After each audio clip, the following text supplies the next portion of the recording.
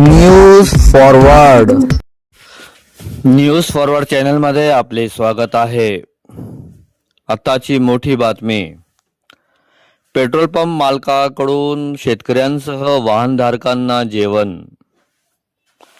पहा न्यूज फॉरवर्डची सविस्तर रिपोर्ट।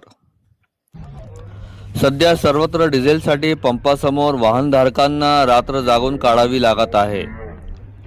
टेंभुर्णी येथील कल्पतरू पेट्रोल पंपासमोर शुक्रवारी सकाळपासून डिझेलसाठी ट्रॅक्टर व इतर वाहनांच्या रांगा लागल्या होत्या।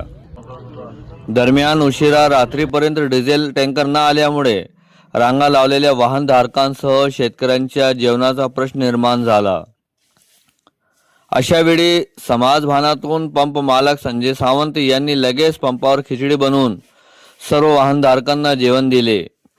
यावेळी पंप आवारात जेवणासाठी बसलेल्या पंक्ती पाहून अनेकांचे मन भारावून गेले।